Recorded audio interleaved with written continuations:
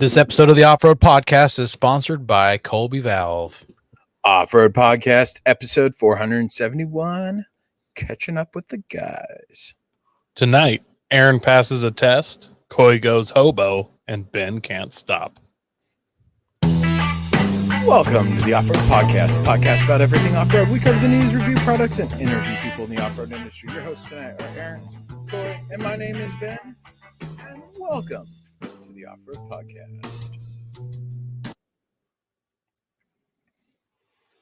Well, it's all about us tonight. So we're skipping the what's up with us, and we're just going to jump into the show here. We also want to thank our sponsor, Patriot Patch. Head over to patriotpatch.co and check out their selection of great patches, shirts, cleaning mats, signs, and stickers. You can also join the Patch of the Month Club for $15 and receive a patch, matching sticker, and artist proof each month.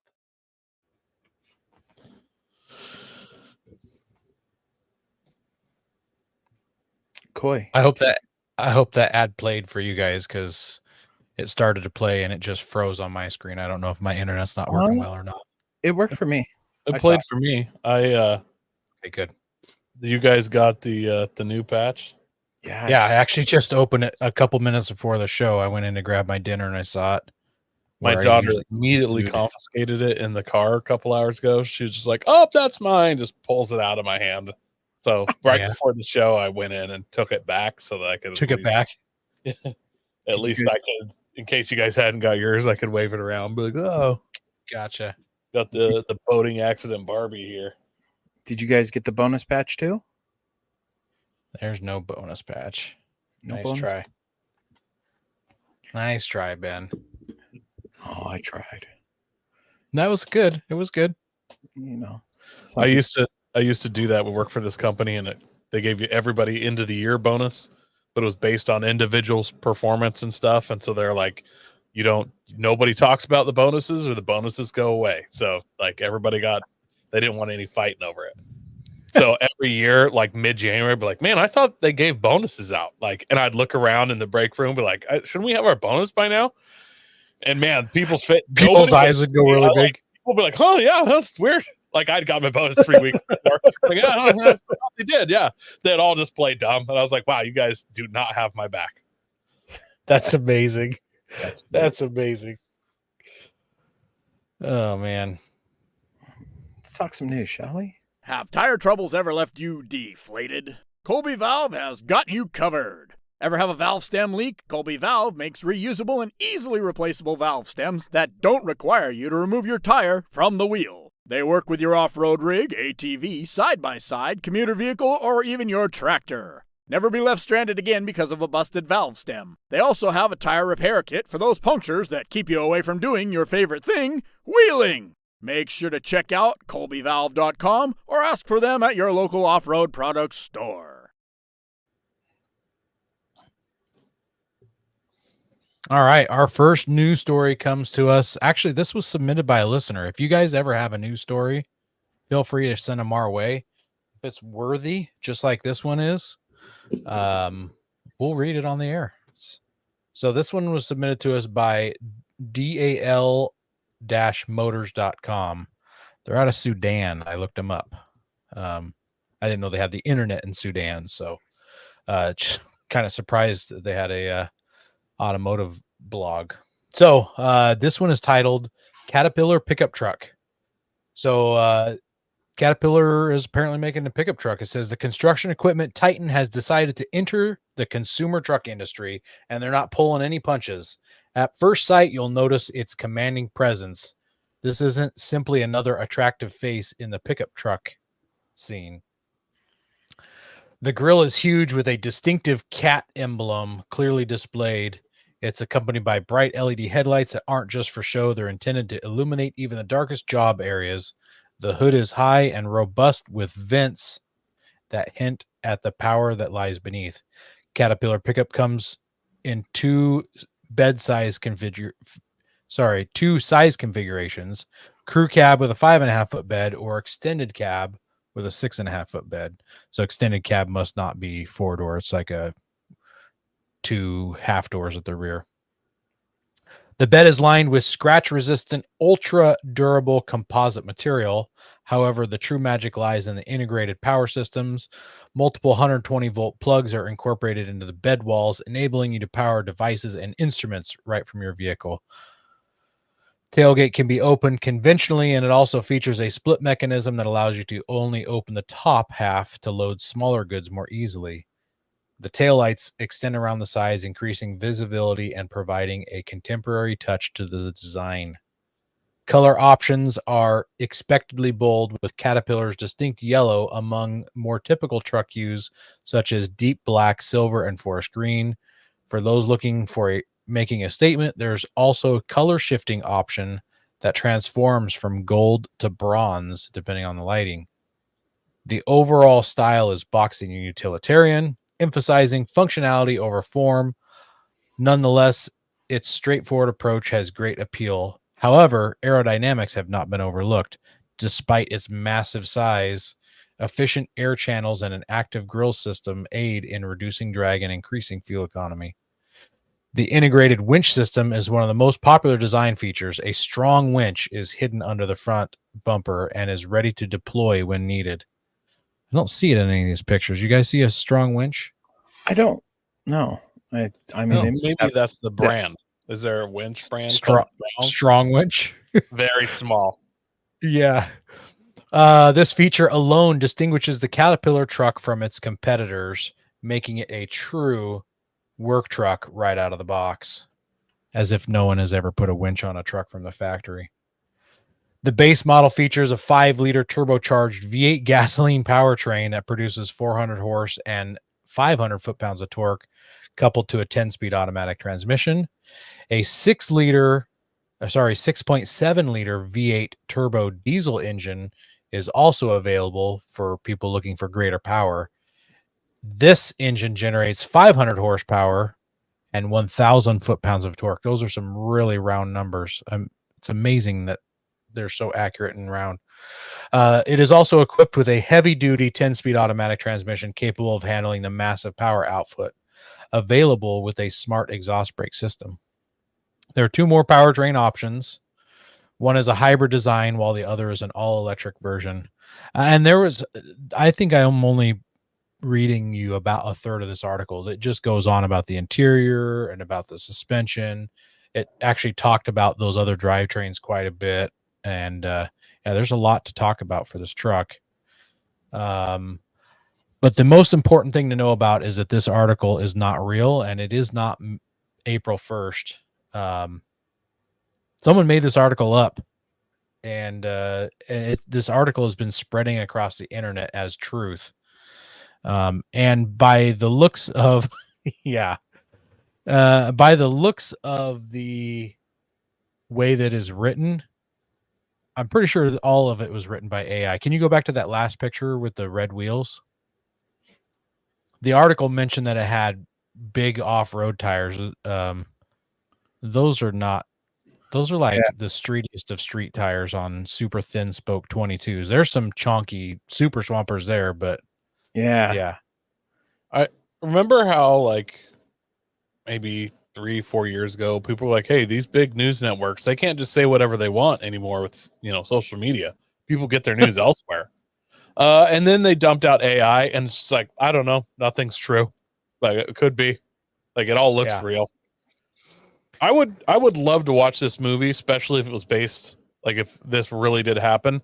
If some guys, just a couple, maybe like 3 middle-aged guys, got some money, like won a bunch of money, and then just made it their life mission to go and track these guys that run these AI sites like this down and do fake renders, and just beat them with an inch of their life, and then just stay in the area and, like, we'll steal their TV remote. I mean, when I mean we, I mean this in this movie, these hypothetical group of middle-aged men change their TV remote, fill their tub up when they're gone, just mess with them for about a month, and then move on to the next horrible render person. Like, it's like you're going out of your way to be evil.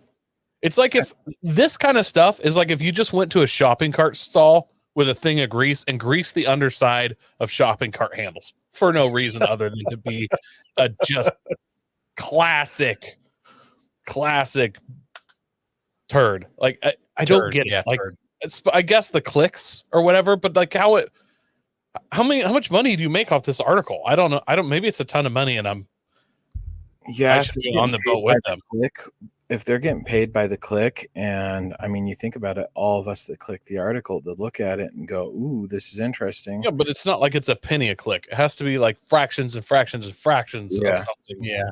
And then not only is the click, you have to click through something else on the article and then purchase something at some point, right? But it's Sudan, so the American dollar probably goes really far in Sudan. Like if they got $2 off of this, that'd probably then set them up for a month. hypothetically, we need less money to fly there and hang out for a month and beat them with an inch. Not we. I keep saying we. Not but I we. don't- Yeah, I know. Obviously, I don't mean us.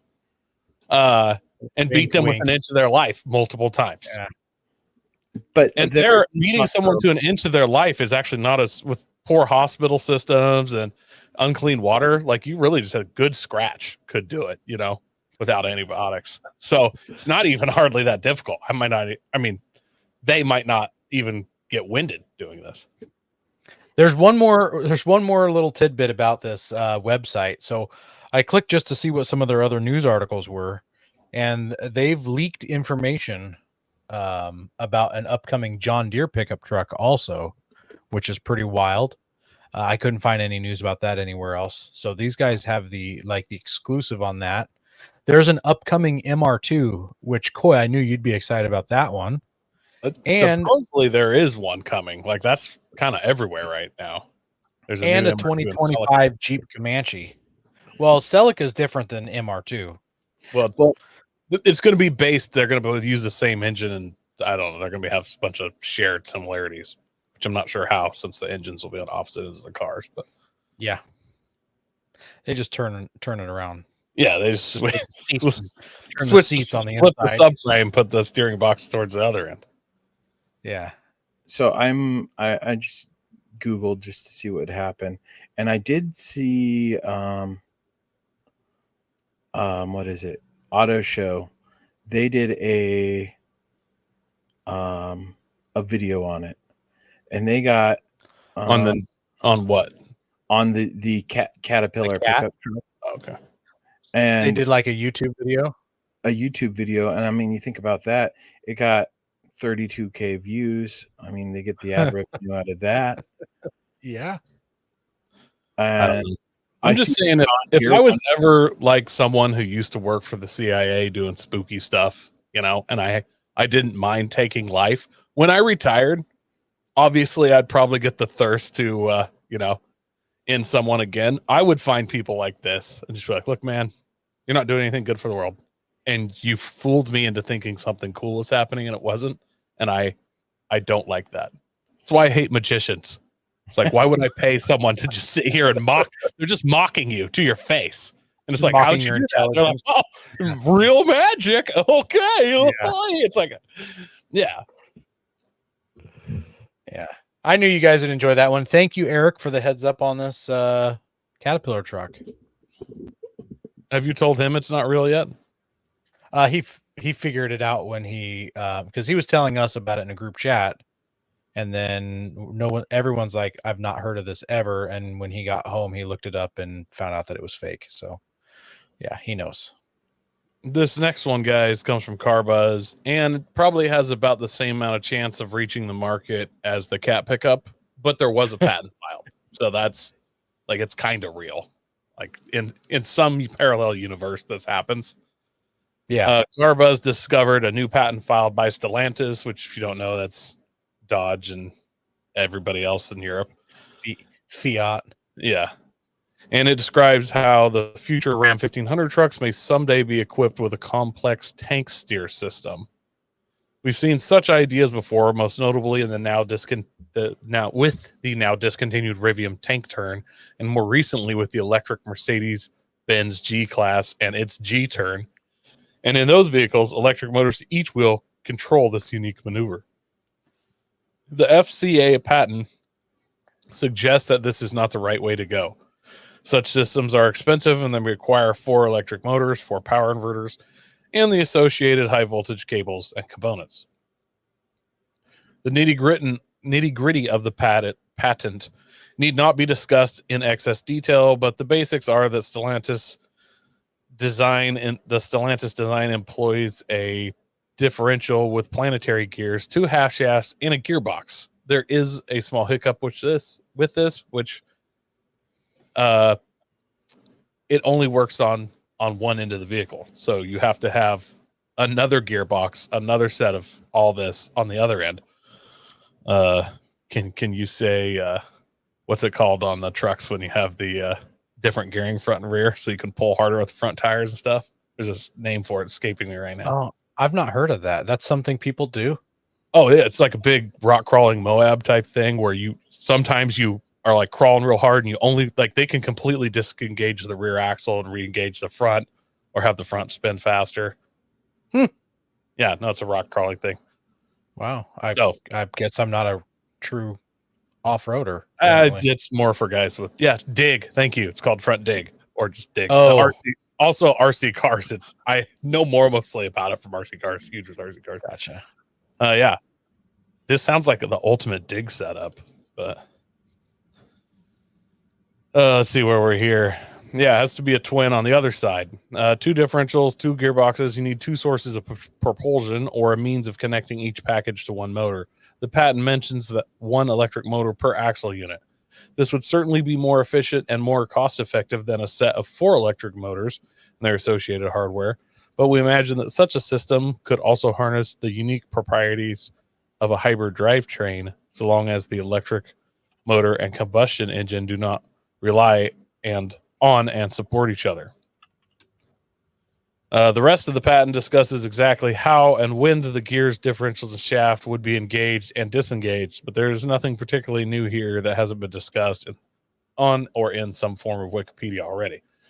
Military contractors operating around the turn of the century explored clutch braking, triple differential setups, geared steering, and dual drive system. Among the other ideas, naturally, each has its own benefits and drawbacks, but one of the most common shortcomings, as with any system, is achieving prolonged reliability, something that is especially difficult to accomplish when the torque demands and thermal side effects of such intense maneuvers are passed through mechanical components time and time again. That's nothing Stellantis has ever been super worried about, though, anyways, right? Prolonged reliability. Prolonged, yeah. Like, have you guys seen any Dodge transmission ever? Why patent the idea then? Because electric motors are expensive and any way of increasing efficiency is worth exploring. If not for implementation on cars of today, potentially for the use of EVs and hydrogen-powered pickups of tomorrow. And I would add to that, they patent this stuff just so other people can't use. Like if you have like half an idea, they just patent it so that someone else doesn't use it later. Like you're just a dragon hoarding ideas is basically what the big 3 do at this point. Yep. They're like, ooh, mine. Dodge. Montana dirt roads. Every Dodge ever made has 2 means of propulsion. Either it can move itself or the tow truck moves it. Thank you. That was funny. I like Dodge just fine. And AK Ford fan says his Bronco has it. He has front dig. We're going to meet him somewhere in Moab, and he's just going to be showing us up so hard on his beefy Bronco. We're going to be out there in our overland builds like, hey, I might get a dent. He's just going to be dragging it across rocks, going through everything. It's going to be awesome. We're going to be pulling out our Max Tracks to get over obstacles. Oh, somebody, he's listening, so I shouldn't say this, but first obstacle, I should borrow somebody's Max Track. Just come run up, be like, oh, hang on, let me, and just like put it on the approach. If something off, he can clearly make it up. If there's ever a group of people around, we should totally do that. Just watch his eyes do a full 360. They roll so hard, they come back out. Teeth start twitching. Montana Dirt Road says, you know what Dodge stands for, right? I know this one. Ford is found on road dead. Dodges. I can't remember what. I think that's grade seal stuff we used to mock each other with. Yeah. Especially, do you remember Chevy's old advertisement? Like their motto was like a rock. It was like a rock. Which was the worst. Like, the automobile is also like a rock, like the pinnacle of modern achievement. We are now comparing to just stone. It's drips oil and drops grease everywhere. I haven't heard that one, but that works. Dead Technically, or I guess dying garbage emitter.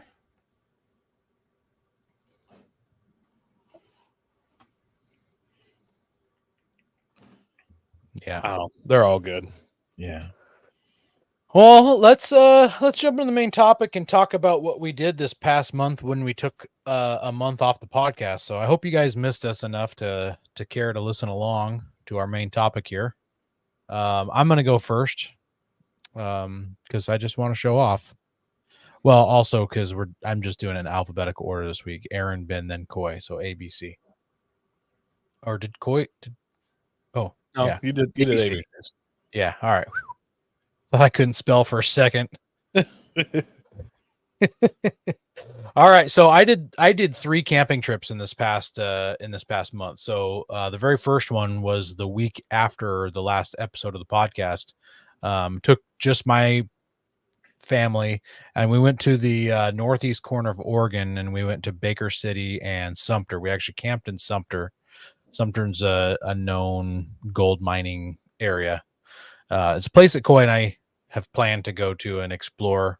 Haven't yet, but it's still in the plans.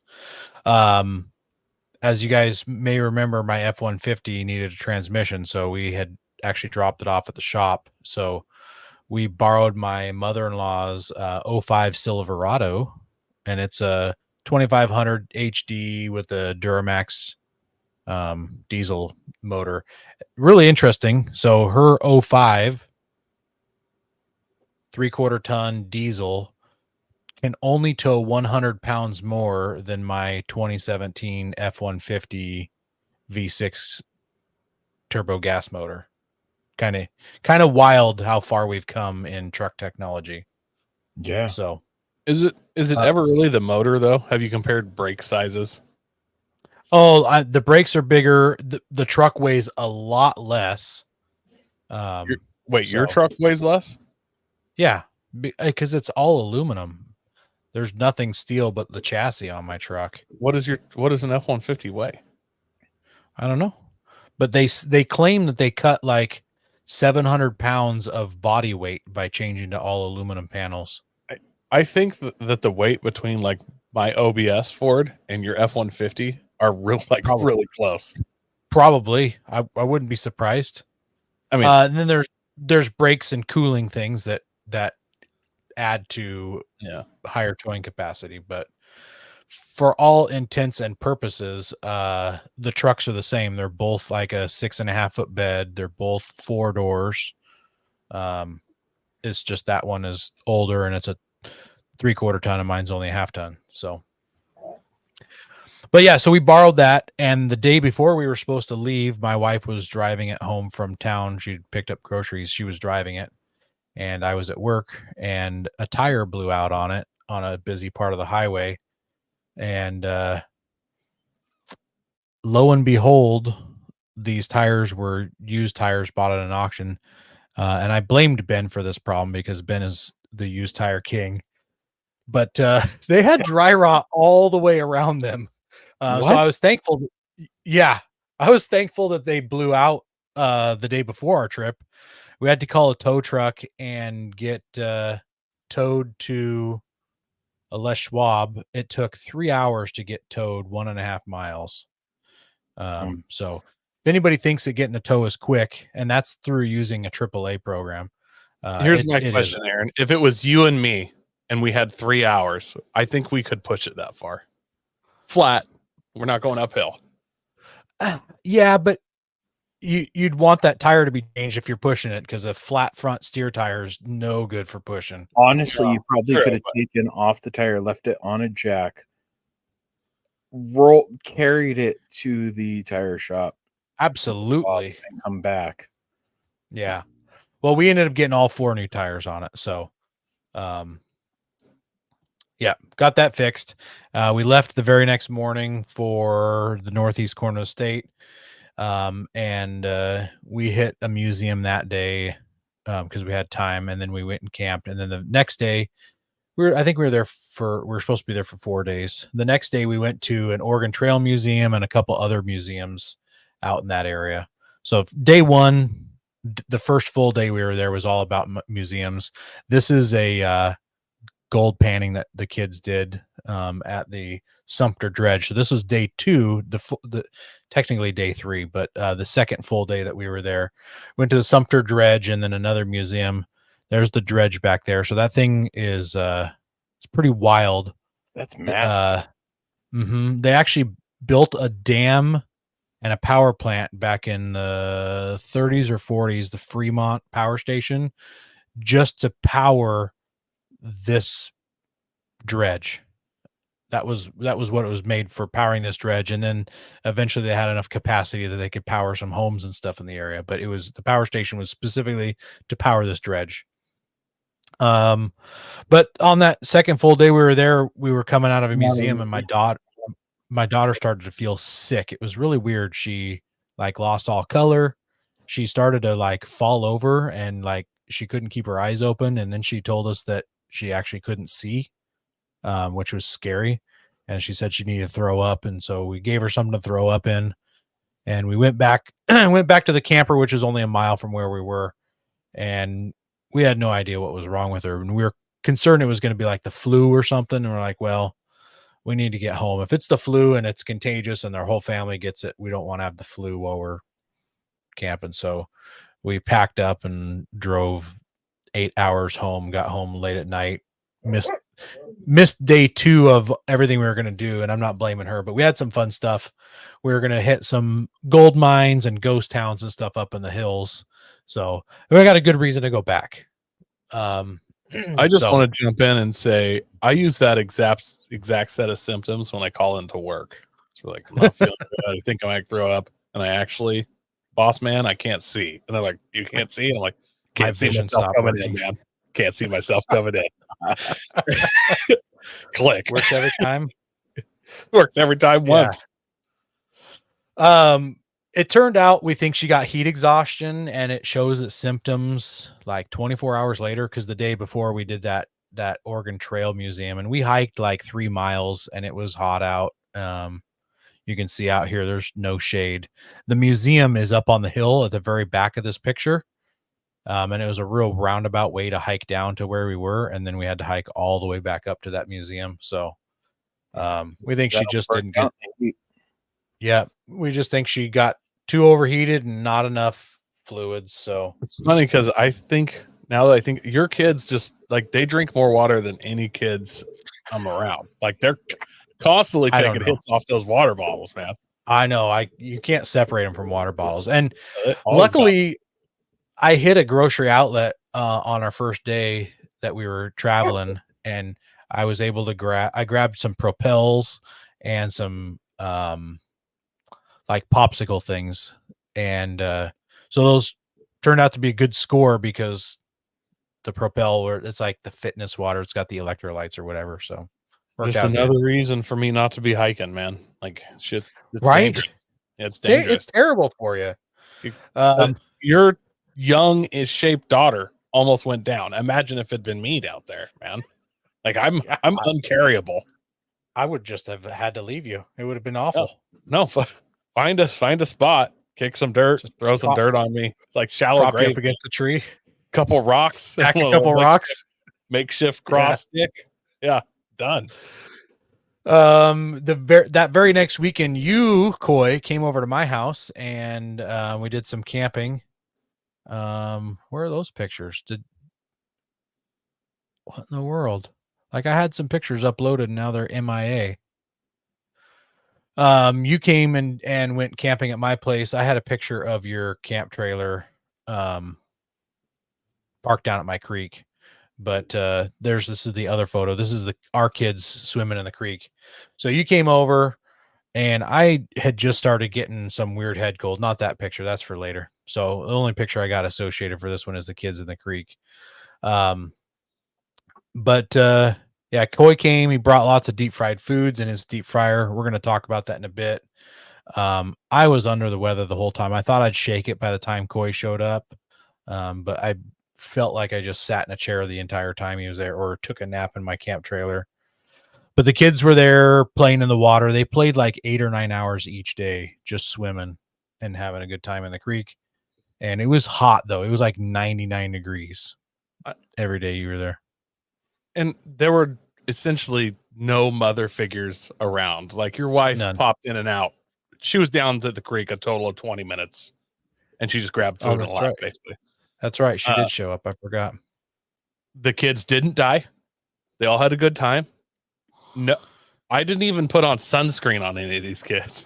I didn't do the things that I should have done. What? No sunscreen. Oh my goodness. We just haul her down every half hour or so, play in the shade for a while from our chairs. We're like, hey, come over here, play. You know, and they'd be like, all right, you're getting too loud. Go back over to the other side. We give it 45 minutes. Hey, kid, come on back, you know. So I just, in case any wives are listening, I'd like to point out that everyone survived and had a good time, except for me and Aaron, because it was brutally hot. Aaron was sick, but I was just like, it was so hot, I didn't want to move. I'd like get my chair and then I would pray. I haven't prayed in years for a slight breeze to just, I just wanted some of that, what is it, convection or evaporation, whatever it is that makes you feel less hot when the wind blows. Just a tiny bit. I really thought camping wanted at the creek was gonna cool it thermodynamics, down. just a pinch.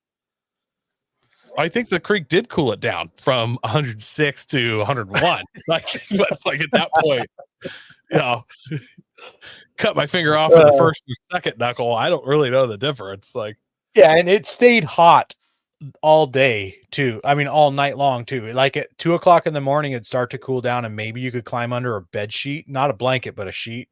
So it was hot. it was hot. And then a couple weeks later, I went on another camping trip. I went family camping at a place called Green Peter Reservoir. A couple jokes could be made about that. And while I was there, my house battery for our camp trailer was struggling to So hold you the went to charge. Green Peter, but isn't that right next to Yellow Bottom? I don't know. There could be a connection here. It's very Somebody true. Yellow Bottom is Somebody just call a north of doctor. I just feel like this east could be of related. Green Peter. So one neighbor is Green Peter and the other is Yellow Bottom. We should. Yeah. Yeah. Oh, yeah. Yuck. Yeah, my house battery in my big camp trailer wasn't holding the charge. I don't know what's going on. It's only 3 years old. Maybe it's 4 years old. It's 3 or 4 years old. So I want to switch to lithium ion. If anybody knows how to switch a camp trailer to lithium ion, I'm told that the charge controller needs to change because it's got to charge at some higher rate. My trailer is 10 years old, so it definitely isn't made to charge lithium ion at that age. And I looked at it, and the charge controller is all built in with fuses and like everything. It's all in one. It's not like a separate part. So don't know what to do there. But there we had a fun time playing. We actually didn't play in the reservoir. We played in the Yellow Bottom. I may go dual 6-volt batteries if I can't do the lithium ion setup. I know that I'm a dumb person. I'll admit that. I don't understand how dual 6 volts is better than dual 12. That's black magic. I don't know. It's energy is constant. It's in the same shape. It I don't adds up. understand. Yeah, it adds up to the same numbers.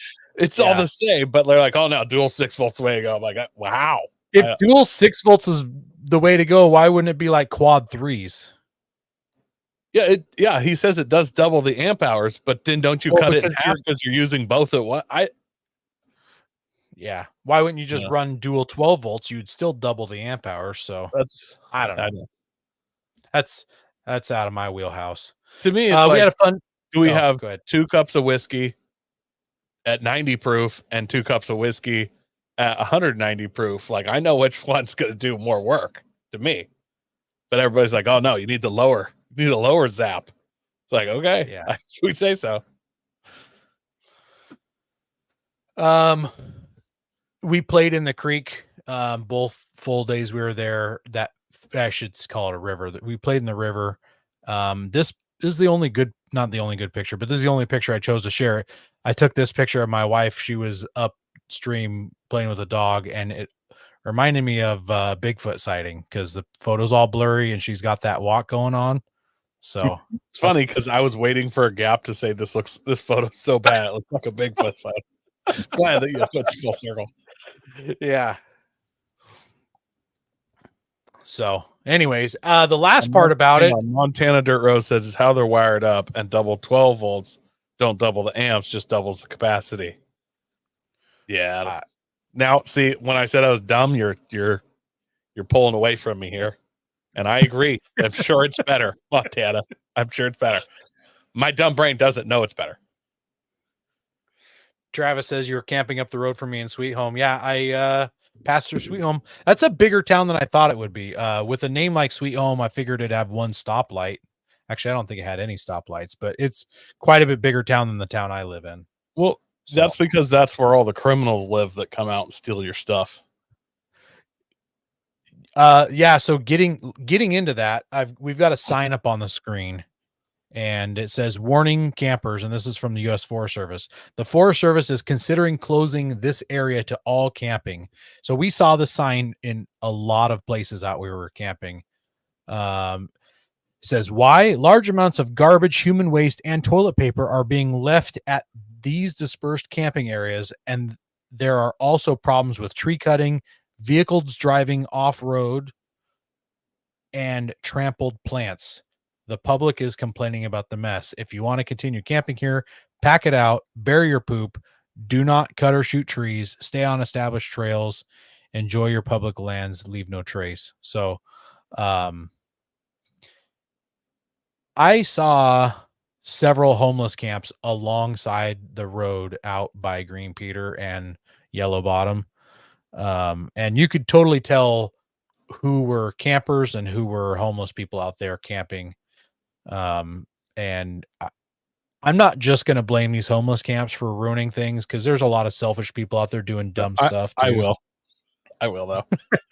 Well, I want to throw the selfish people in there too, because we've all seen people do terrible things while we're off-roading, and you know that they aren't homeless people. So shame on you guys.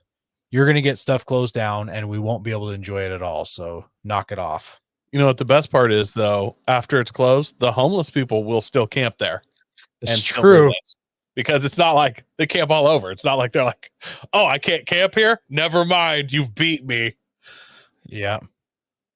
Yeah, that's true. Earlier, I mentioned the S150. We got it back from getting a transmission installed. And while they had it, I asked them to replace the thermostat. I was having some weird overheating issues. Maybe I shouldn't say overheating, but high temperature issues, even when I wasn't towing. And I did a bunch of research. Sounded like it was a thermostat. Got that replaced when they put the transmission in. It runs like a dream now.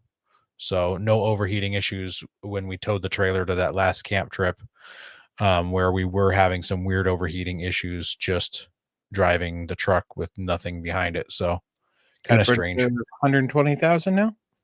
Yeah, so we've got it's ticking time bomb, good for another 100,000 or more. So we'll have to trade it in at 200,000 just in case. 220,000. And let's talk about my Nissan. So I finally found me some Bronco wheels. Super excited. It took a long time. I was very patient. My F-150 is a 2017, if that's what you're asking, Montana Dirt Roads. Got these Bronco wheels.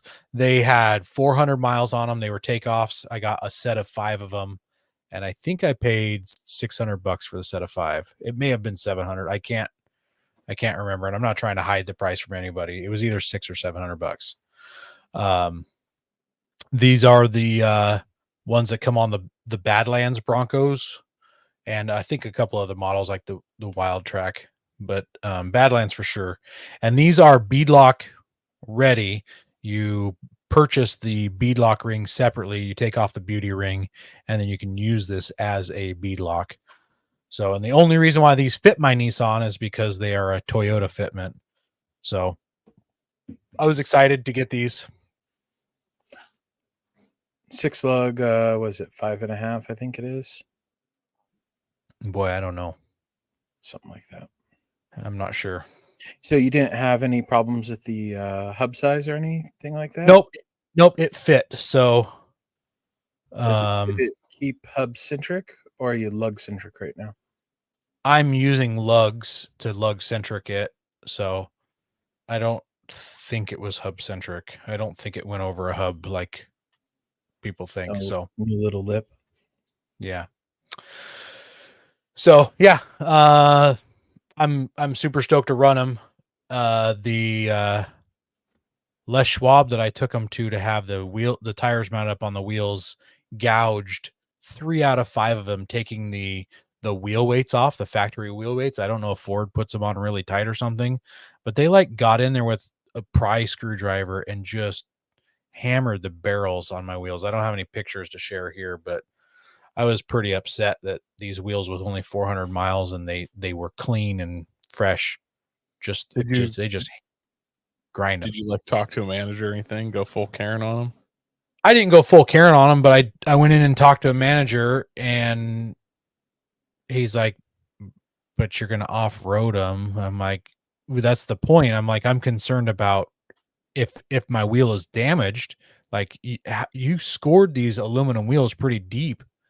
What if I come down hard on a tree branch or something, and it's right at that point and it folds my wheel in half?" Well, that's pretty rare that would happen. I'm like, "Yeah, but it's not." But you damaged my stuff, not me. Yeah. I should only be the one to damage my stuff.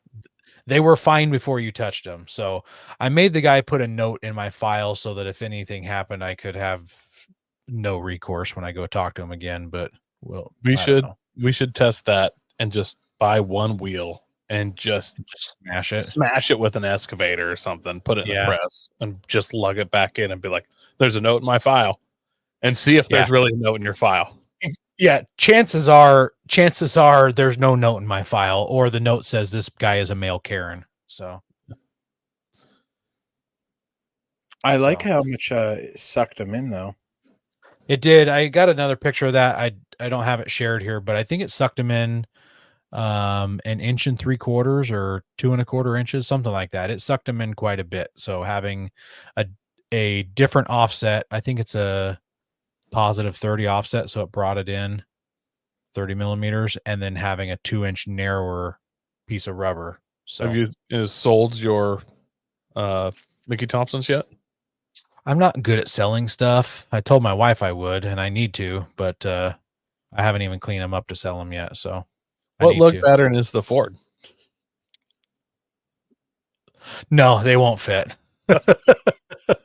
Unfortunately, no. Are there 17-inch rims on the Ford currently? No, I think they're 19s. Okay, never mind. I just had some idea. Yeah. Oh, I had an idea. I've had that idea before too. Let's see. So I got the wheels on, and then I promptly had to take them off because so my wife apparently likes to break stuff.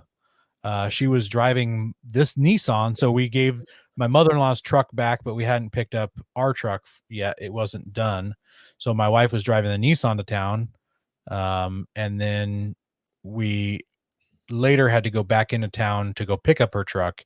And she told me, yeah, there was a weird rubbing noise. I'm like, there shouldn't be any rubbing noise. These tires have more clearance and everything.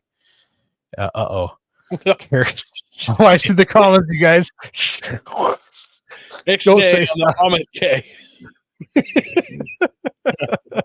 Did your wife speak Pig Latin?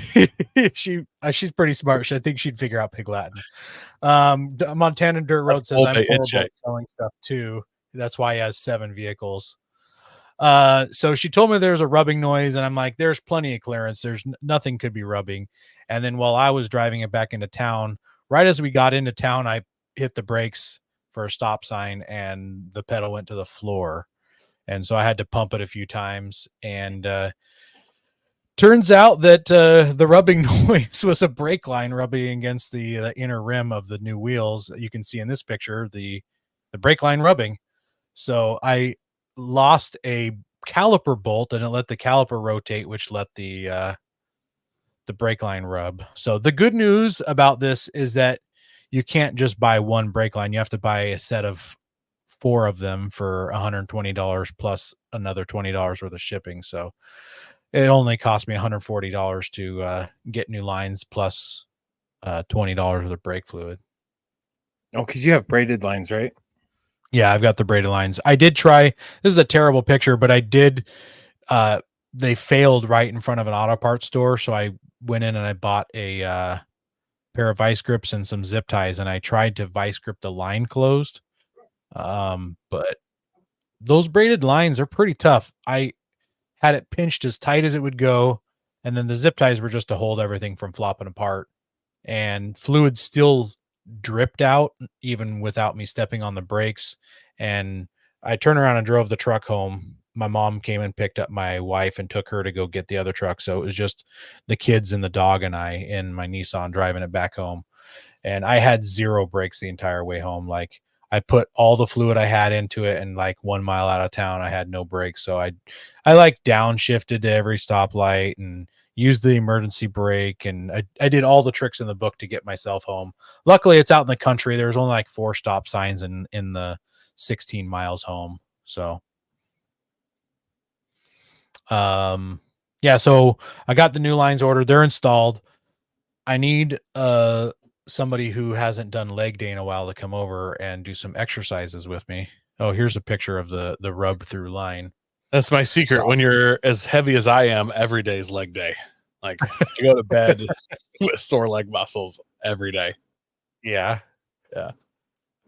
So I still need to bleed the system. The lines are in, or the line is in, but I still need to bleed the system. And then since we're only 5 weeks away from going to Moab, I figured I'd pull my front differential completely out of the truck and figure out why I don't have any air locker up front.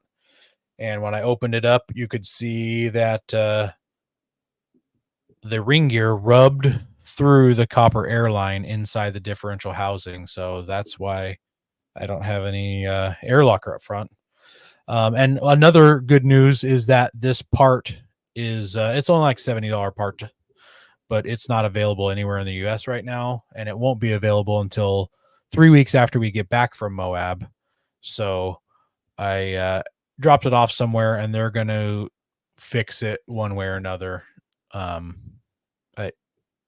I got faith in them. I dropped it off a place that deals with ring and pinions and ARB air lockers and stuff like that. They are notoriously good. So I got complete faith that that's going to get worked on.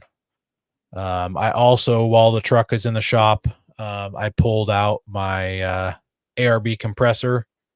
You can actually see it on this pile of tires at the very foreground of this photo.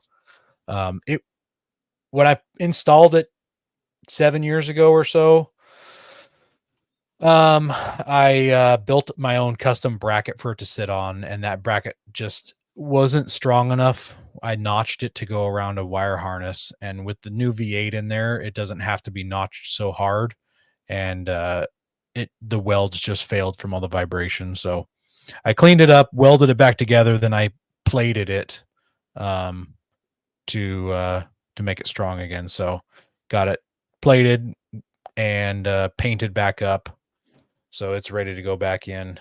And I also installed my mag mic holder, which is what's holding up the microphone for my ham radio in this photo. Coy gave this to me at Christmas, so it only took 9 months to install. Turned out it was literally only 2 screws for me to put it in.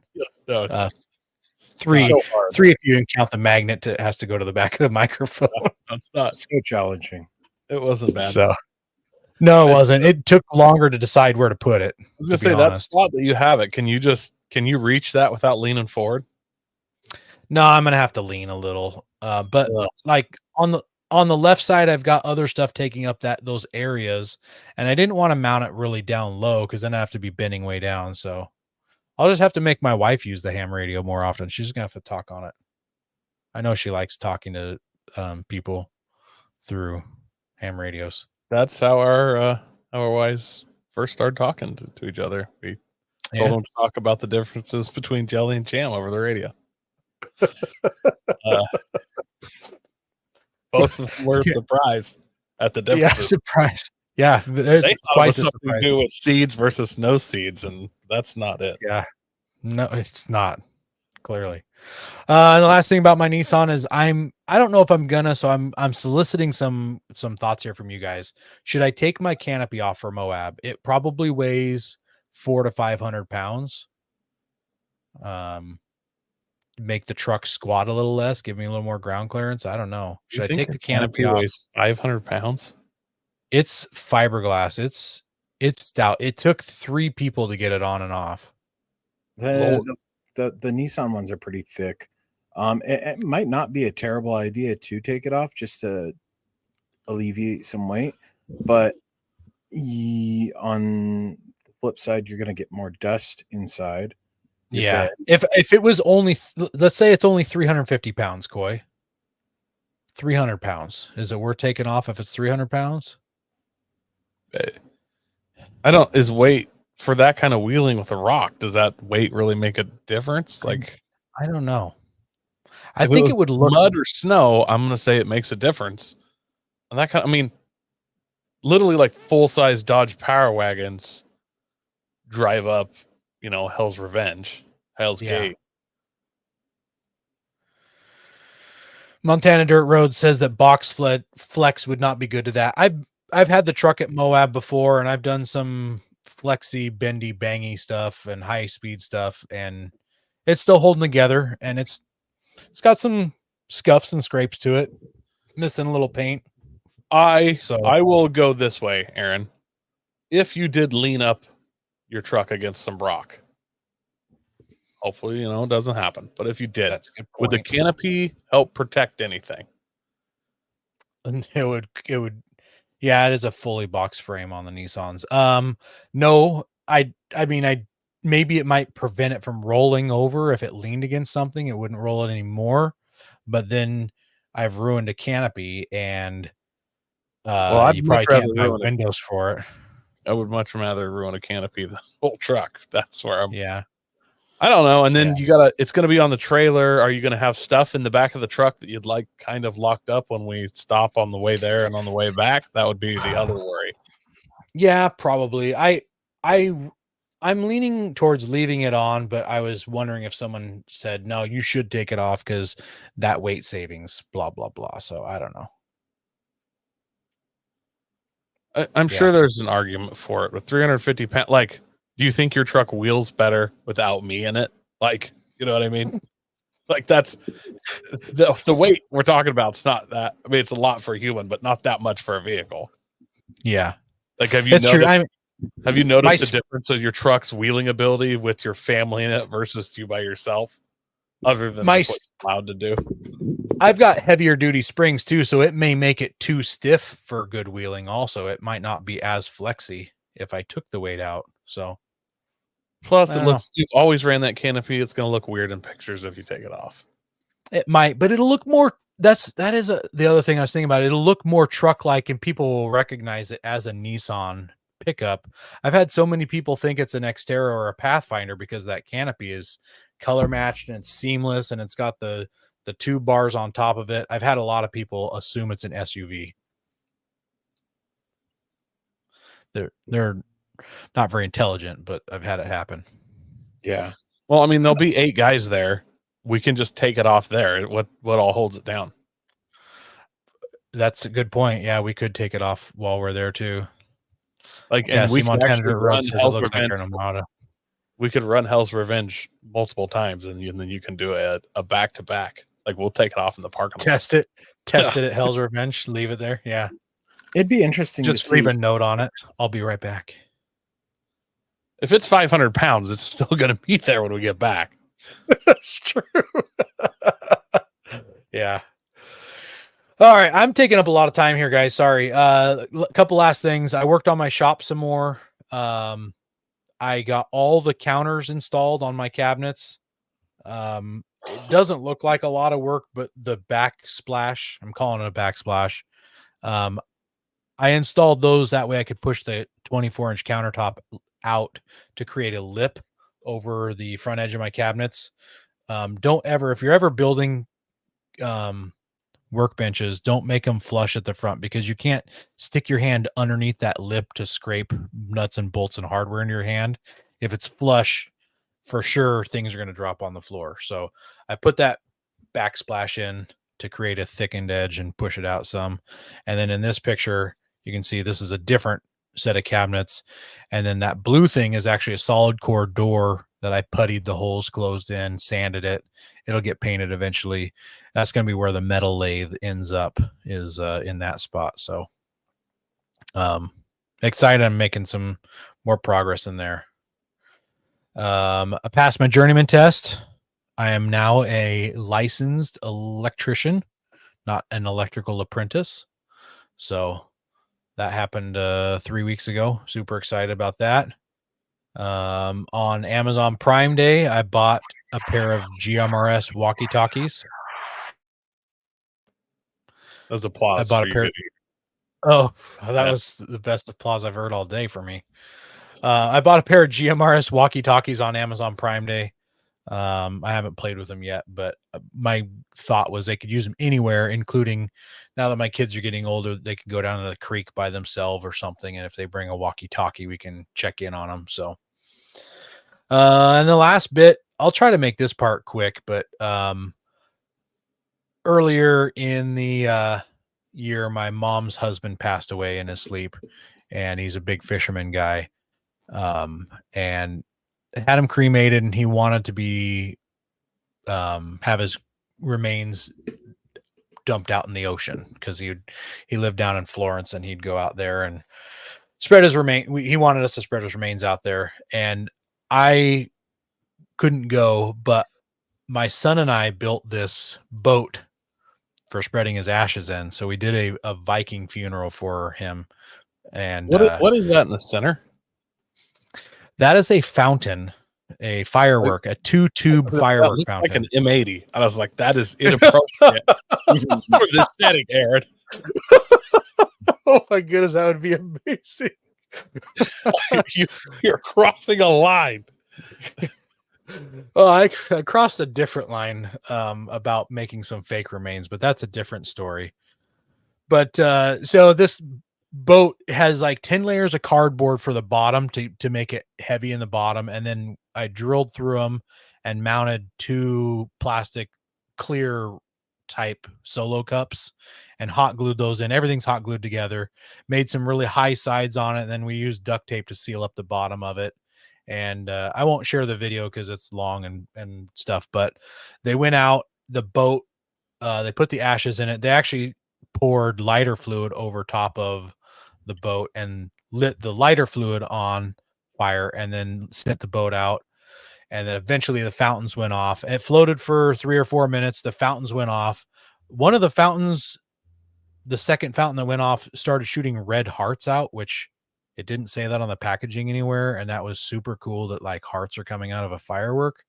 And the hearts started coming out, and then the boat like went one end up and it just went straight down. So it was really itself. cool. Yep. I wish that you had cued me in on this, and I could have talked to you until waiting after the Moab trip, so you could have got some real fireworks in Idaho. Like, yeah, none of these Oregon under 6-foot fountains. Like, you could have had some satellite moon whistlers going. All kinds. It probably would have started sinking up towards you guys. You could have ran for your lives. Like, it would have been awesome. The captain of the boat that took him out there, because they hired a fisherman to take him out, he was really impressed with the boat, and maybe he'll reach out and want some more made. So I guess I could sneak some M80s in the ones I built for other people. I guess so that's what I've been up to for the last month. There's a lot going on in life. Ben, I can't remember if you talked about it or not, and I want to make sure you do, but you've got a welder behind you. Did you talk about that on the podcast yet? You know what? I didn't, because I talked about it because we were on Benji's show. That's right. So while we were off, we ended up doing an episode on, is it Newfound Overland? Yes, Newfound Overland. Yeah, Newfound I'm glad Overland you remember that. Used to be Budget Overland. It's Benji's new podcast, and he decided he wanted to start going live. And he figured for the first time he'd invite some veteran live guys. So we were on his show. And so, yeah, I have Pete. He's got this Vulcan MIG welder, and he's got another welder at home. He's like, hey, I'm going to send this home with you so that you can weld anything you need to. It's 240, 120. It's dual. And so, yeah, he gave me a whole setup to use for it. And before I got that home, I did some work to the 4Runner. I got the icons that I bought on, preloaded them. They went right in really nice and easy because they were all the way down as low as they could go. They were like at factory height, and they just slid right in. And then I had to preload them, which took forever. Ended up with 1 3/4 inch of preload, and I think Coy, what you were saying, it's like 2 inches max on preload. It depends on brand and stuff, but it's somewhere in there. Yeah, and I think that's what Icons is, which it leveled out my truck. It depends on your spring rate as well. You have to go manufacturer and spring rate, see what your load is. Which it leveled out the 4Runner it's pretty close to level. I've got like a little bit of a rake, like 1/8 of an inch, which is fine. It's like whatever. I did some clearancing. Used my emotional support hammer. I love it. I got some help from Teddy. He came out, did some work, cleaned my skid plate up. I had my front diff. I had to switch out some diff, or the bolt for it was loose, so it was not fully tightened down. I didn't get torqued down enough because it's one of those hex ones. So I had a little bit of diff fluid come out, along with while I was switching out the CV axle that had a torn boot that got some grease up in there. So I cleaned it all up, and I was like, here, Teddy, you want to help? Here you go. He also helped tighten some bolts on my skid plate and stuff under strict supervision. I broke the pre-filter on the 4Runner. I'd taken it off to clean it. The plastic, were you giving somebody a demonstration? No, it was just it was yellowed, and I was like, oh, I'll pull it down, I'll clean it up. And hang on, that comment. I call my favorite hammer Tanya Harding.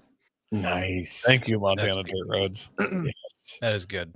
And then I got some. I talked about it on the show. I got some Harbor Freight rock lights, and I found a mount to 3D print to mount them up on my rack. That was the first one I did. I actually went in and changed up the design a little bit so it mounts a little lower. I just got to mount them and wire them, but it's been whatever. 4th of July, went out and watched some racing, and there's a school bus demolition derby. Nice. I've got they also did a demolition derby with boats. So the guys that survived the regular demo, or not the actual demolition, with what's it called, like a figure 8, with boats, with like the little like they're dragging boats on trailers. Yeah, dragging boats on trailers. Yeah. Huh. So they had that going on. They had the buses. They had a demolition derby at the end of the night. Yeah, it was a fun time. First time I'd been up to Evergreen Speedway up in Monroe. Kids came home, and 4Runner needed a little run out. So Teddy and my other sons came out with me, and we drove up above Wilkeson, did a little test run, make sure everything is running right. Which it is for the most part. I've got weird noise that I discovered later. I know what it is now. But yeah, we had fun. Drank some root beer. Discovered some idiots burning. We're like full on burn ban right now. And there's these teenagers with a big burn pile. I'm like, no, even if it's cloudy right now, it doesn't mean it's safe to burn. Like, lame. So really, you just rock up there with your Element fire extinguisher and just be like, nah, and put it all out. I tried to put it out. They had actually abandoned it. Like they were leaving as I was coming up. So I tried putting it out with what I had on me, which I did not have enough. And I didn't have my shovel.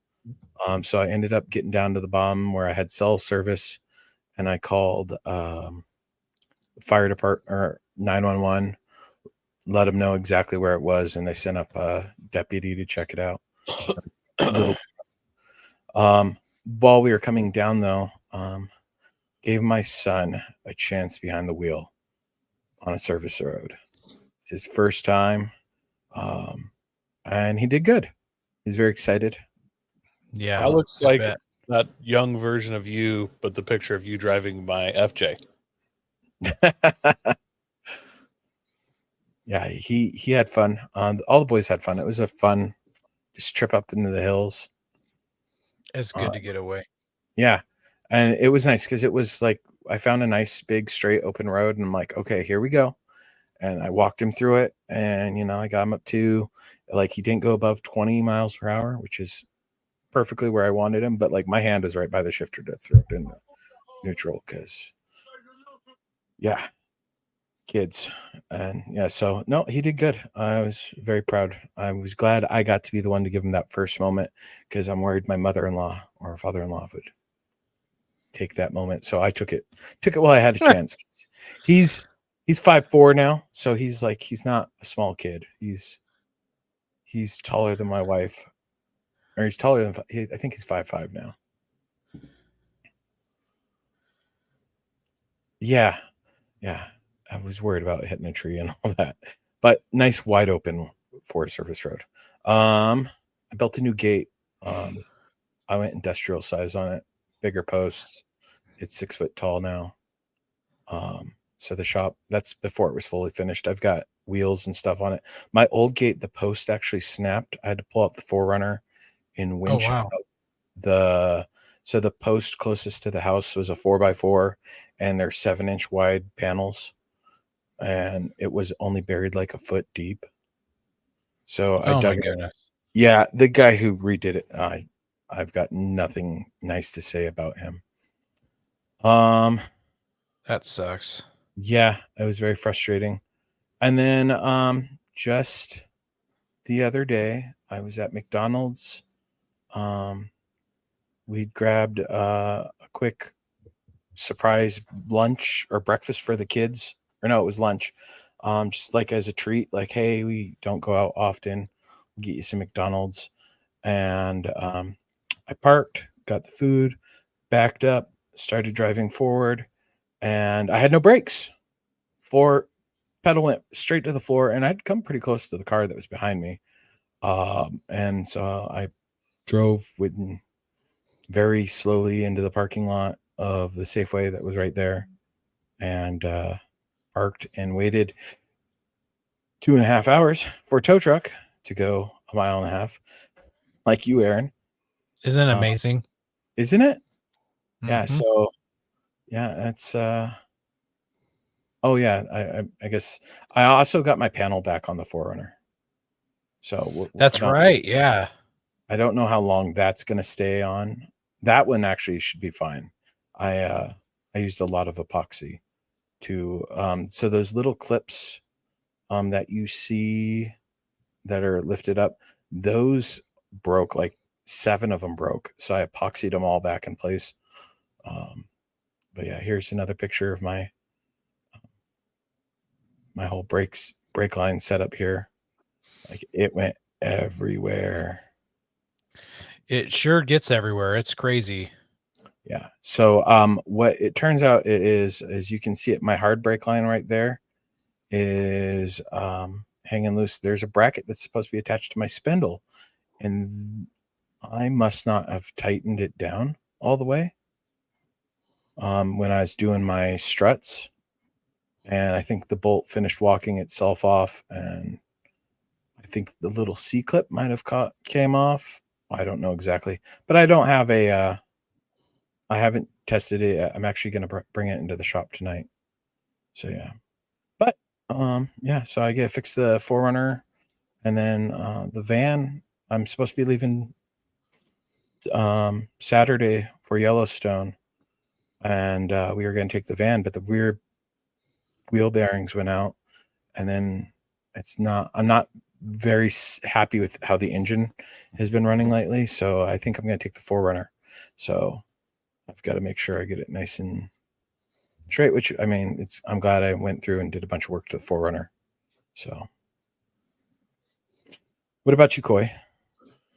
Man, pales in comparison to you guys, but I camped at Aaron's obviously for 4th of July. It was so hot. I actually felt bad because I was kind of, I was glad to hear Aaron say that he was just sitting there because he wanted to, because it was so hot.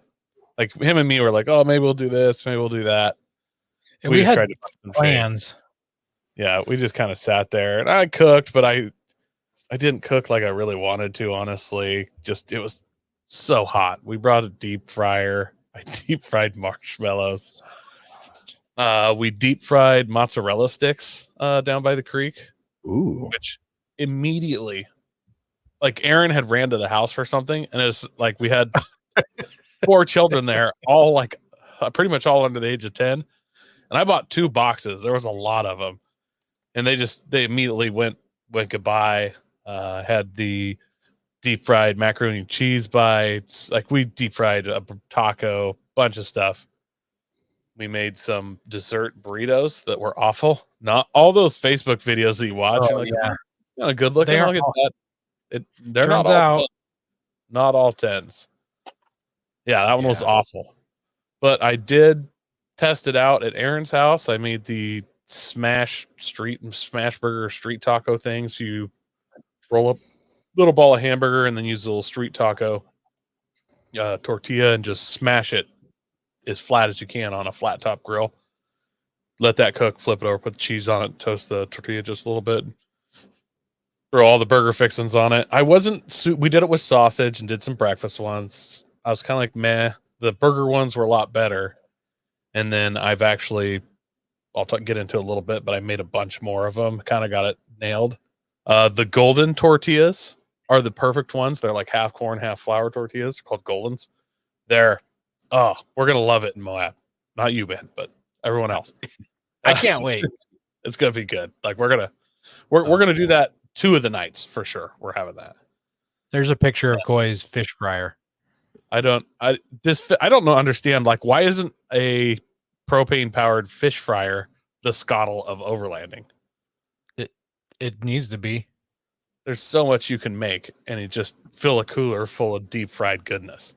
The bad news is that when it's 99 degrees out, it takes 3 days for the oil to cool down enough. Yeah, no, you heat the oil up to Oh, 375, and then you wait 6 hours for it to get down to 120, which is time to use it again after that. There was just a few of the cheese sticks left there. But yeah, like we're going to eat so many French fries in Moab, just fresh, delicious, probably some tots. Like it's all going to happen. Hope we can get some of those like tots that have cheese in them. This was my shopping cart coming out of window. It's just all deep fried stuff, just hash browns, tater tots. It was amazing. Did some s'mores craziness too. That's true. I didn't take any pictures of that, I guess. No, I'm so terrible at taking pictures. After Aaron's, I did do a little race. Absolutely got my butt kicked, but I still had fun. I got the new graphics, the livery on the car. Untouchable 96 is what everybody's calling me. Why untouchable? Yeah, because I got touched a lot, but I always used to brag to my friends. I don't know, when we raced a lot and I was younger, and I was actually pretty decent then. I was like 83 or something. I'm like, I would always call myself the untouchable number 83. So then now that I'm not good at it anymore, it's been so long, like I make all these jokes about being. There's a bunch of planes because it's in the parking lot of an air museum. And I keep saying, if I can take out 3 of those planes during a race, I'm pretty sure that makes me an ace pilot. Which I'm not 100%, but I don't know what the number is. I need to do a little bit more research, but like it's doable. I could do it. Like, and there's not a lot of aces around. I might be the only American ace alive. Still alive. That's a Yeah, good point. fine. There's probably not a lot of aces out there that are still alive. Far and few between. And if I do it all at once, like I'm assuming most aces don't become an ace in one afternoon in one event. Like, it's over a period of years, right? Yeah. I don't know. I don't know any aces to really get through too much of that. And with that spoiler on the back, you can legitimately claim it was wing-to-wing combat. Yeah. No, it's legit, dude. That's 9 lives. Yeah. So that's just a funny thing that I've been pointing out to a bunch of people at the race event. And, safety is a big deal at a race event when you're joking about crashing into the all the delinquent airplanes they have parked there. That even though that's, it's probably worth $1 million or something. Yeah. And they don't think it's nearly as funny as I did when I pointed that out. Like, kind of get some dirty looks. One pilot made 42 kills in WW2. That doesn't count though. WW2. He's not alive, is what Koi's point is. No, I'm saying I'm sure he killed 42 guys, but like, there's only like 107 Raptor airplanes in existence. Like, it's not the same as it was then. I don't even think there's 42 planes at this museum. Like, I'd have to get inside and take out the Spruce Goose, and like I'd need like an excavator or a forklift or something to do that much damage. Honestly, they're killing balloons recently. They're not even shooting down airplanes. They're shooting down weather balloons. Also, it wasn't like back then in World War II. I mean, maybe I'm speaking out of hat here, but I used to read a lot of World War II books, and these pilots, they'd be like 20 years old, and they're like, hey, after you escort those bombers in, just target opportunities on the way back. That's free roam video game. Like, it's not a war. Like, you're just shooting stuff. Hey, that wagon might have ammo. Hey, there's a train. Like, it sounds fun. I mean, where people die, but anyways, I worked a bunch on my trailer, the aluminum lot lizard project, as we've dubbed it. See if I can get back to it here. So I got it. Yeah, there we go. I got it mounted on the deck there, as you can see. Got a couple pictures from the rear of. Let's look at the rear of the aluminum lot lizard. Whoops, sorry. Yeah. So it's coming together. I don't know 100% if it's coming on the Moab trip or not, but I hope so. If it's not ready, I'll just forklift it off and bring a tent. For some reason, just at a quick glance, this reminds me of The Incredibles. The color scheme, the red with the black stripes. So, and then it's actually the logo like at the top, violently orange, not red. Oh, well, but the camera's not really. Yeah. It's hard to tell. Gotcha. All right. Well, yeah, it's got some. I just thought you were going to have to dress up in red spandex when you climb out of it. I'd like to think I have that Incredidad body type. Pre where he works out and does the whole montage, obviously. I ordered a Zamp plug-in so I can hook my solar into it. I haven't put a battery in it yet. I've just started kind of working through some of the wiring. And then I made a filler plate panel that goes in the cab access part of the sleeper, because it's an aerodynamically shaped cab, so I kind of have to face the opening forward. And I wanted it forward, so if I have a vehicle pulled up against the back of it, I can still open the door. It does have a door on the side, but it's one of those 20-inch wide by 38-inch tall doors that you have to crawl onto the bed to get into it. Bird banger on that. I'm not sure what a bird banger is. Montana Dirt Road. Fill me in. But I built a plate to fill that in, and then I actually ordered a door for a teardrop trailer, 30 inches by 48, that I can then I'll cut out in the fill plate. It won't fill that hole completely, so I'll still have to fill the plate. And I want you to look down the bottom here. I searched high and low for a teardrop door. This one is $150, and the shipping was $162 shipping. Yeah, it's just a lie because they all run about $300 to $400. So they just said this one was $150, and I was like, oh yeah. And then there's like 3 or 4 doors on eBay where they just do that, where they charge like $200 for shipping. They're just lying, you know. But that's kind of the one that seemed like worked out. Comes with a frame and stuff, and should work. Yeah. Yeah. Man, that And makes then sense. this is for the people to go with me on this. I need some. So inside this cab, this is kind of under the bed. This is called a bunk heat cooler. You can't really see, but there's a fan on the backside that will blow that out and vents in the cab. Now that runs off the heating and cooling from the actual motor on the semi. You'd have to. I'm not an expert on this. This is what I've learned. You'd have to idle up the motor, have it idling, and then you could have heat in the bunk or air conditioning. So it's just got two holes for this radiator, basically, a couple of pipes hanging out the bottom. Can I take like a cooler, fill it with ice and water, run two hoses down there, and run 100%. frozen water through this, and have homemade AC in Moab? It's like You just have to have a pump to circulate it, well, yeah, I'd have to have some pump, but like that'd be doable, right? and you could do the same thing with like boiling water. Yeah, you could probably do like a 12-volt pump. I can warm up the inside of a cab easily. Cooling it down is the hard part. Especially with the way we plan to eat while we're in Moab.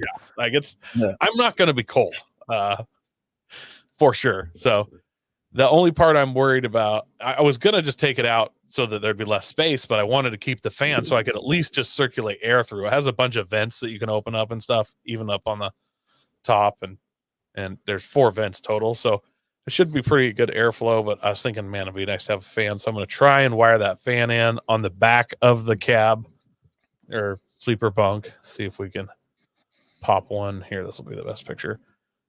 So you can see those 2 orange lights that are on the back of it. Mm-hmm. So I should be able to, from the research I've done, I'm going to order some clears that are backup lights instead of those amber markers. And then I'm going to have a toggle switch, and then I'll have like deck lighting for loading up in the dark and stuff. That'd be cool. So, Montana Roads. The road says use block ice. That's not bad. If it's hot, I'll bring that. I'll just put that in a trash bag and put it in my bed. What we did when we were racing, we actually used a cool suit when we were doing the chump car racing. So essentially we had a cooler that sat in the passenger seat, and we froze a whole bunch of those 500 milliliter, 16.9 ounce water bottles. And we would line just the bottom of the cooler with that, put water in it, and then you'd hook up to the cool suit, which had a pump. And essentially you're pumping water past those frozen water bottles, and then it would pump through your cool suit. And then we stored those frozen water bottles in the pits. So when you'd come into pit after an hour and 45 minutes, you'd pull those old ones out, put fresh water bottles in, and then you could take those other ones back to the hotel, freeze them in a freezer, and you could just keep swapping those out. If we do end up going to like Hot Springs this winter, maybe I should tow down there and then bring the hose, run it down the hot spring, kick the pump on, be just below. I mean, that's toasty, man. I'm gonna be in the cab with you. I'm trying. I have enough room. I was talking with I might put a hammock above the bunk. I was thinking for the kids, but it'd be nice to have you sleeping above me and just crop dusting me every 12 minutes. Dust all over space. In an emergency, you could then get 2 people in there or whatever. Yeah. So, Coy, I believe what Montana Roads is talking about is the on top of the cab, giant air dam thing. Yeah, giant air dam is the bird buster. Well, this cab one. Yeah, that one's hardcore. That looks adjustable. This cab is aerodynamically shaped or whatever, so it does have the lean towards the front. But I still think you need to get one of those giant aluminum ramp wings for the truck itself. For both. For both. One on the cab, one on the truck. Yeah. Yeah. The air will make that noise as it goes up and over. Fuel mile. I'm sure it's going to kill my fuel mileage even more just having this. I worked out of town for about half this last month and was over on the coast working. So I was living out of a Holiday Inn, and one of the guys on the crew brought a flat top grill. So we grilled in the parking lot like homeless people. Like we literally, I felt like a homeless person. But after like the third day, the manager would come out and like, he was looking for a lighter to like light a cigarette. And nobody on that crew smoked, but we had a like propane torch in the truck. So we're like, look, we'll get you lit up. Don't worry. Like we just want to get on his good side. And yeah, he came out and got food for us at least once. And it was pretty fun. So we just kind of park all our trucks in one corner of the parking lot and grill. And my overland cooking skills, that's where I did a ton of those street taco burgers or whatever you want to call them. And I also drank a ton of twisted iced teas this last month, really turning a big fan of those. And I'm trying to turn it into a problem here pretty soon. I got to cool it. So for the show, because I'm trying to take a break from the twisted iced tea, I bought the Lipton hard iced tea because that's oh, they came out with one. Yeah, it actually might be better than twisted. So now I'm going to work on these for a while. I've had the Arizona one and obviously the other one, the twisted, but I haven't had that one. I'll have to see if I find that one. Identical to the twisted. It comes out of the same factory in China, right next door to the rooftop tent factory. Yeah. And then they're making a hard Mountain Dew now too. Dude, that makes me want to learn how to drink. Mountain Dew is already for dumb people. Like I don't. Well, they have the hard monsters too. I've seen those. Kyle's just been loving it. No drywall is safe. I didn't realize they were making hard monsters. I'm not surprised. Montana Dirt Roads says 10 cup whiskey and Diet Dr. Pepper is dangerous mixed together. I wanted to like 10 cup whiskey so badly because the bottle looks so cool. And it tastes like it has laundry detergent, just a touch mixed in it. And I was disgusted by it. Yeah, if you want that taste. So I went and bought the 10-year aged, like numbered bottle one that was crazy expensive. A couple years later, I was like, that one will be good. It tasted like it had a lot of laundry detergent in it. I mean, I like whiskey, but that 10 cup, man, you gotta go somewhere else. I wanted to like it so bad because of the cool shot glass and stuff. Couldn't do it. Plow Guy Dave says Keystone. Keystone is the way. Like if I'm going Keystone, I'm going Natty Ice. Like I'm getting bang for buck. Last but not least, guys, you're all familiar with my rocking shock absorbing chair that I've had longer than I've known you. And it finally died on me. I've had this thing probably 10 years. She's gone. Just in time for the Moab trip. So I gotta get me a new camp chair. It has to be durable. I'm kind of addicted to these shock absorbing rocking ones. So if anybody, you guys got some ideas for chairs, like I'm not afraid to spend, $100 on a chair if it's awesome. So send me some ideas, guys. I got so it's the same brand as yours, but they're selling them at Walmart now. They have the it's kind of big now because it's the it folds from all corners in instead of just flat. No, it folds flat. It's folds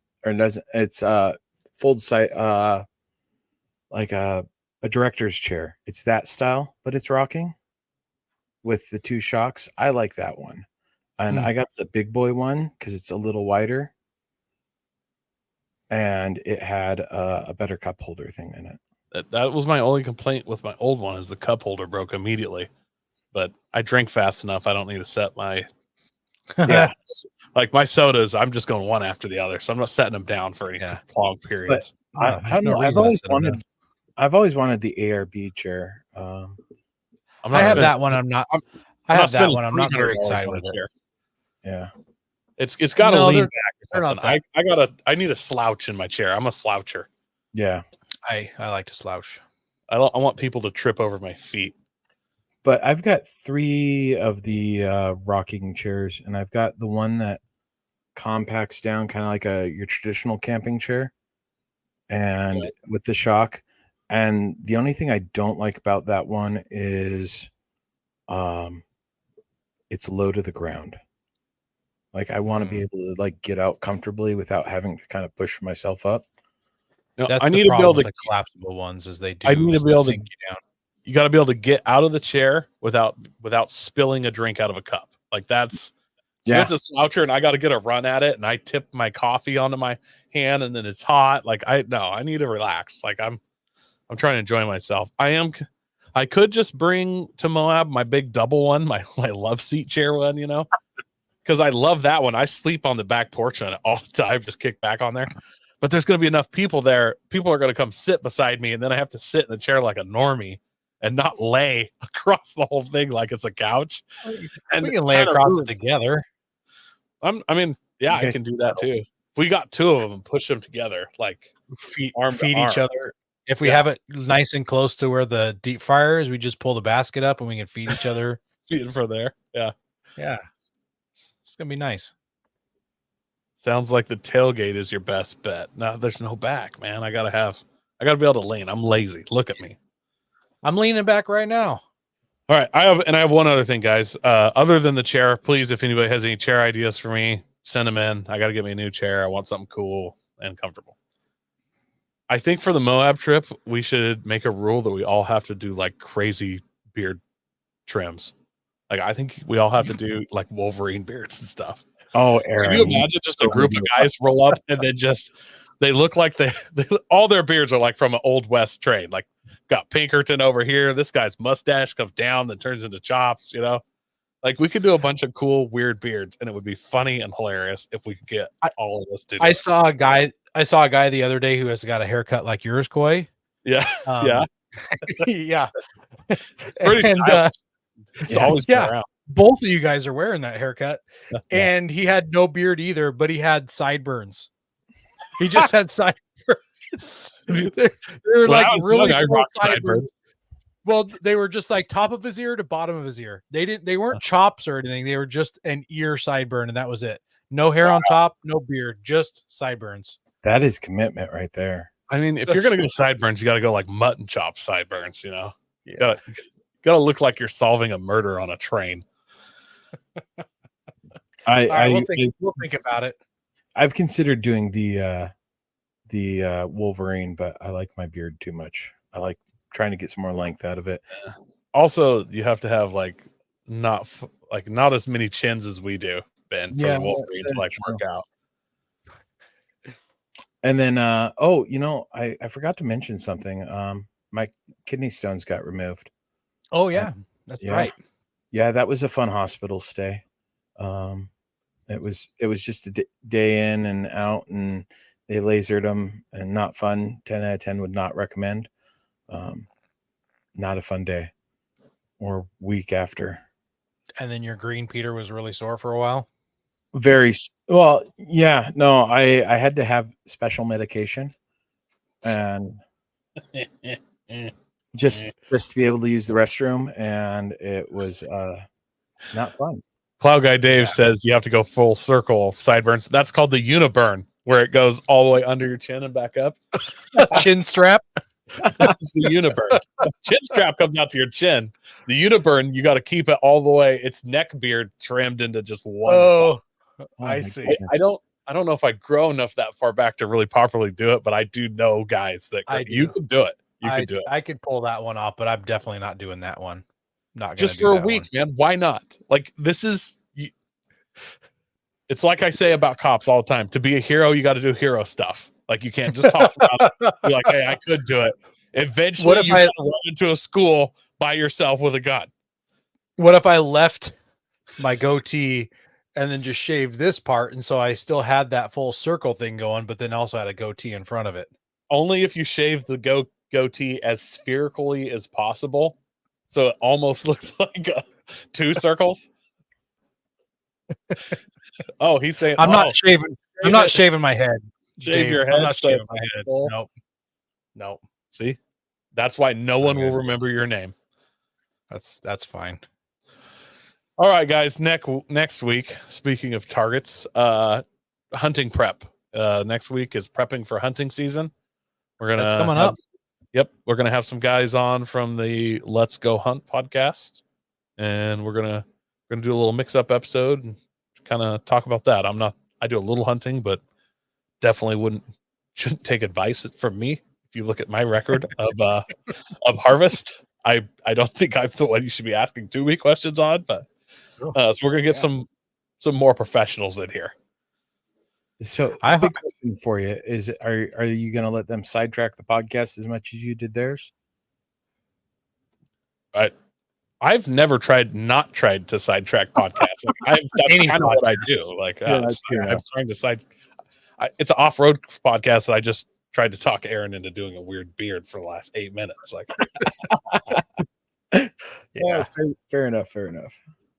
All right. Well, we want to thank everyone who listens to us weekly and those who watch us live, especially on YouTube. We appreciate you guys. Make sure you write in with your suggestions of what chair Coy should buy, how I can get lithium-ion batteries into my camp trailer, if Ben should fix the van or take the 4Runner to Montana. We want to hear from you guys. Don't forget, we've got the spotter hotline that you can call. I don't remember I think it's 605. I don't remember. 605 spotter. There we go. Yeah. 605 spotter. Give us a call and leave a message. Let us know those very important things. And we'll be back next week. God bless America.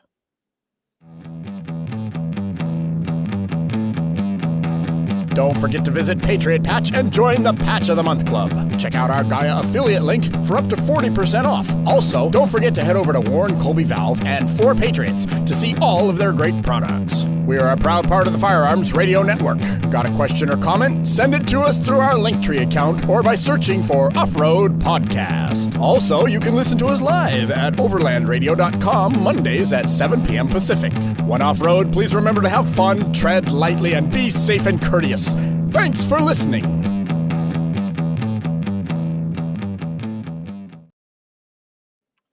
Missed you guys. Yeah. it's always fun. Good having our fans.